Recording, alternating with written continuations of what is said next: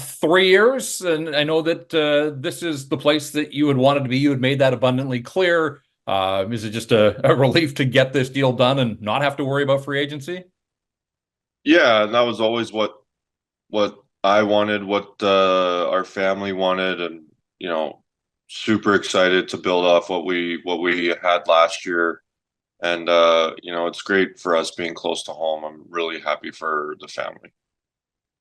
It really feels like you sort of had a resurgence under Talk and Adam Foote. What is it about them and the system and the structure that allowed you to thrive the way that you did last season?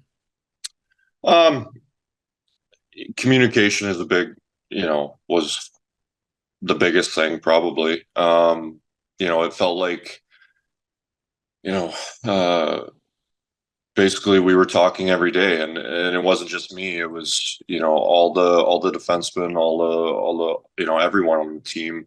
The communication was constant. Um, you know, the you know the feeling of never being satisfied. Everybody was always trying to get better. So I think that in itself just created that much more talk within the room and communication from the coaches to the players. And for me, that just provided a lot less guessing going out on the ice. And, I've been pretty vocal about how I feel about them. And, they were a big part of, why I wanted to stay so bad. We'll go to Ian McIntyre, Sportsnet. Hey, Tyler, congratulations. Thanks a lot. Thank you.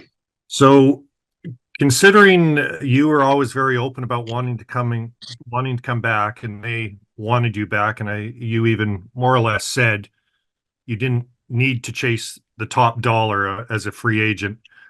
Are you surprised it took as long as it did? And was there any point you started to get worried as July 1st approaches?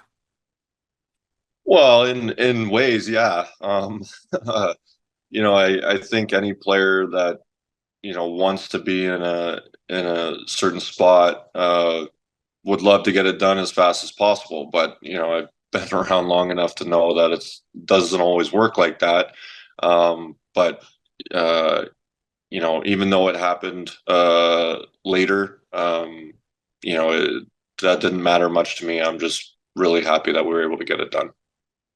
And why is it so important to you to, I guess, try to finish your career with Vancouver? Why not make the most that you can with what might be your last contract? Well, I think what we were able to do last year as an organization, where we were able to take ourselves and get the feeling of you know having that feeling of how it should feel, and the approach that the room is now taking onto the ice. um that was just that was the those were the thoughts I was having when trying to return. And obviously there's a family factor being close to home. We live in BC, so there were so many things for me that made me want to come back. But you know where we were able to take ourselves as a group was a big part of it. I really truly believe in our team, and I think what we were able to accomplish last year, even though it's not you know where we want to be, it's a good stepping stone to where we're trying to get to. Next up, we have Chris Faber. Hey, Tyler, congratulations on the deal. You mentioned something there. You said the approach that the room is taking onto the ice. I'm assuming you're kind of talking about building on like a winning culture a little bit. I was curious, what was the biggest change this past year for you guys in that room to really establish a winning culture in that room? Um, you know it. We changed the standard. We talked about it going into the year. We wanted to raise our standard as a group, but I don't think it was I don't think we flipped a switch and all of a sudden it was changed. I think we built off some early success going into the season, at the start of the season, and I think that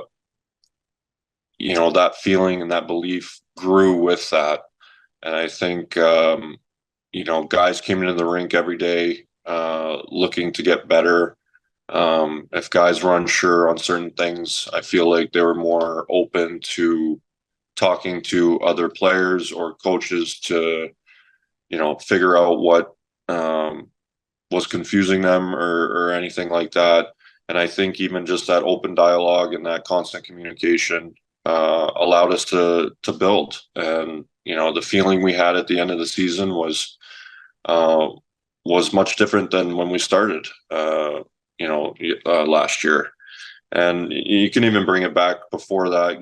Guys were coming in earlier than usual before camp. We were able to get more skates in, and just all those things that I'm talking about. I think just creates an atmosphere to allow you to change the culture and change the standard. And we just have to continue that. And you mentioned changing the culture. I'm curious, like now it feels like you're building on that this year. So what are some things that you guys have to do to continue to build on what you did this past kind of year and a half, like you mentioned there? Well, a lot of the same sort of things. I think it's important to realize it's, because we were able to build and take ourselves to a place we did last year. It's not going to be any easier doing that again. I think we have to come in with the same mindset and realize that it takes more hard work to even get to the next level. So I don't think we can come in and say, okay, we're ready. I think we have to keep that dialogue and make sure that we keep working as a group to just continually get look to improve. Patrick Johnston, Post Media. Hey, Tyler, congratulations. Welcome back. Thanks. How would you describe your own evolution as a leader over the last 5 years? And what, I guess you're now an older player on the team and how that plays into what you're looking to do here. Yeah, I been around for just finished my fifth year with the group. In a lot of ways, I was finding my way too, even as an older guy the first few years. And then, obviously the last year and a half, there was a lot more stability for a lot of guys. And, I think, what I'm talking about as a group, us building as a group, I think you look at a lot of individuals in the room, we were able to grow as individuals as well. And as an older guy, help the young guys as much as I can and create accountability when it needs to be addressed. And but I thought all the guys in the room did that. I thought younger guys stepped up. You saw young guys holding each other accountable and just talking about those little things. Those are all little things that started to change the culture for us. And as an older guy, I'll just help out as much as I can that way. And then just with free agency now, I mean, you're now out of the talk. Do you just sit back and look and sort of cheer on and see what happens? How do you watch free agency here?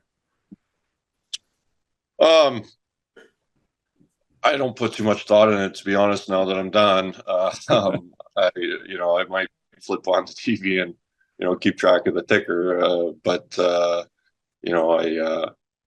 I don't get too involved every year. I just like a lot of guys. I just think we flip the TV on and watch, see who goes where.